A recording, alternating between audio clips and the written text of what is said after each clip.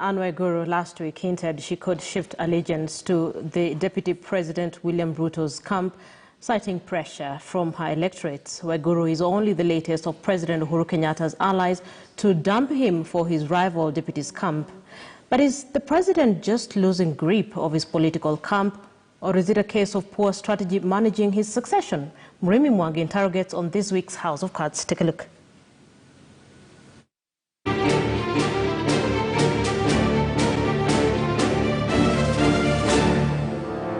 If the infamous love-hate phrase had a picture to it, then the history of Deputy President William Ruto's political association with Kirinyaga Governor Waiguru would perhaps make the best illustration. Kiingereza mingi mnafanyia catwalk hapa around, na ni wazi pesa ya umma imepotea. Mwenye hiyo pesa anasema aliweka kwa gunia. Sasa jameni, kweli dunia hii. That statement was at the peak of the 791 million shilling scandal at the National Youth Service after Ruto's several previous defenses of Waiguru, who at the time as Devolution Cabinet Secretary was caught up in the scam that eventually cost her plum job. The two, however, eventually made up after Ruto's 2017 re-election alongside President Uhuru Kenyatta, when Waiguru also won her county seat, but soon fell out after the Kirinyaga governor drifted to the former Prime Minister Raila Odinga camp. But turns out it was not to be for long. Munataka nikuje na chama gani huku Kirinyaga? Nikuje na chama gani huku Kirinyaga? Nikikuja na hiyo chama mtanirudisha? Wangapi watanirudisha kwa kiti ya 2022? Yet Waiguru's move, touted as just the precursor to the exit of more Kenyatta Mount Kenya allies into Ruto's fold, poses a major headache to his recent efforts to manage his succession over what some analysts now interpret as the head of state losing political grip of his home turf and increasingly entering the lame duck phase of his presidency, traditionally marked by perceived defiance of the president on his final days in power by key political and state operatives. There are those who know very clearly that they are unpopular, but they want to blame it on the party. And they want to seek solace, in saying that now I've moved my royalty to this one to see whether I can salvage. We want to tell them, if you have not performed on the ground, no matter which party you go to, you will not be elected. Akina kanini kega huko hapa. Mwache kudanganya Uhuru, ground ni mbaya na raia wanaumia. Wanaumia, hiyo ndio kweli. Raia wanaumia. Nasema hivyo kwa sababu iko mabroka.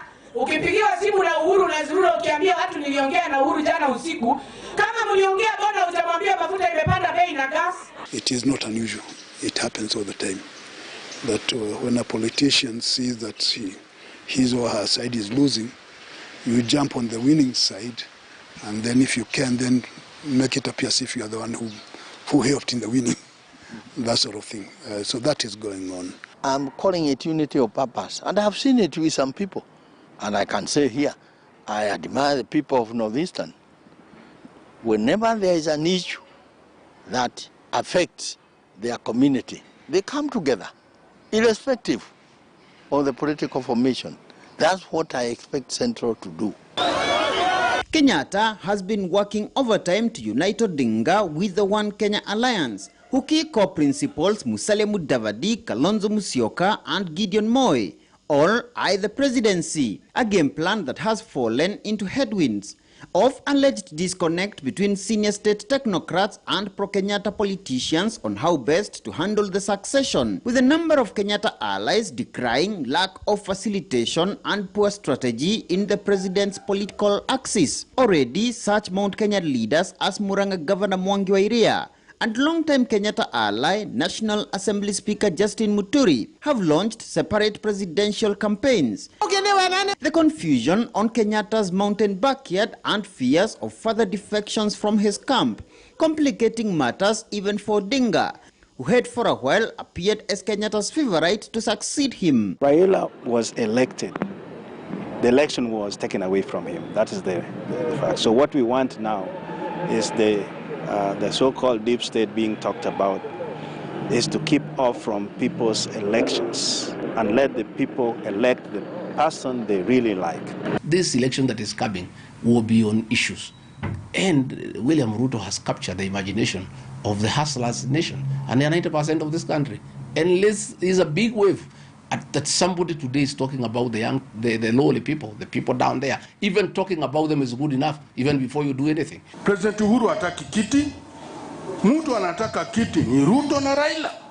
Wao ndio wafanye handshake na isimamiwe na President Uhuru na kuwe shahidi. A rebrand of the Jubilee Party, which the Secretariat had indicated was to be rolled out over a month ago, is yet to take off, with no word yet on the status of Jubilee's plan to form a coalition with the Odinga-led ODM party. A state of affairs likely to get even more complicated as all top anti-Ruto presidential hopefuls roll out solo campaigns. Muremi Mwangi, KTN News. So the issue of which economic model suits the country continue to divide top leaders eyeing presidency in the 2022 presidential election. Deputy President William Ruto has told off those claiming that